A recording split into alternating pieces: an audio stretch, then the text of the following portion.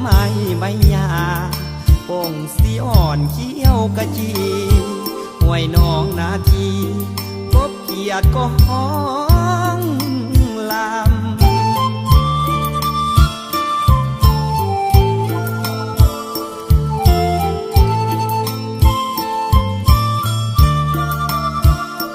เปรียบความรักของสองเอานั้น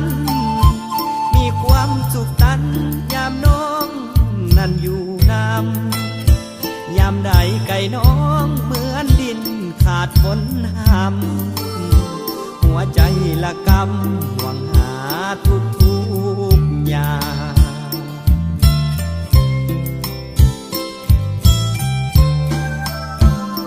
ไก่กันน้องอย่าตัดสัมพันธ์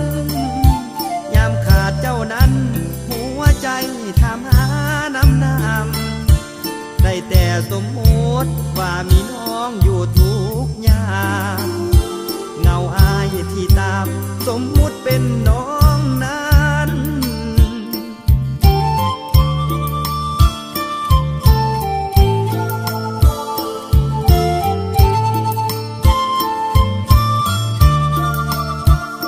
อยู่กับเงาใจเงา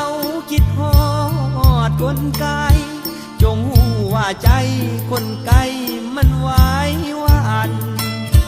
คนอยู่กับเงาคิดฮอดน้องเจ้าทุกวัน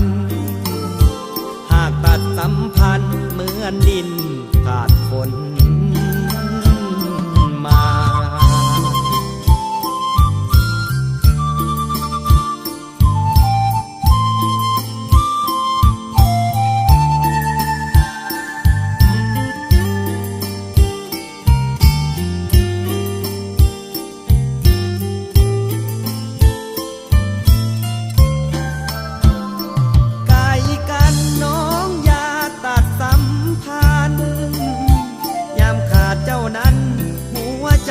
ถามหา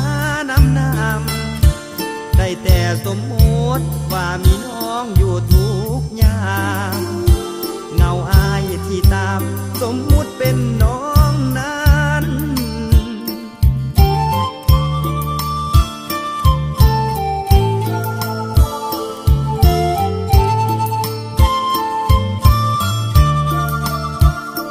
อยู่กับเงาใจเงา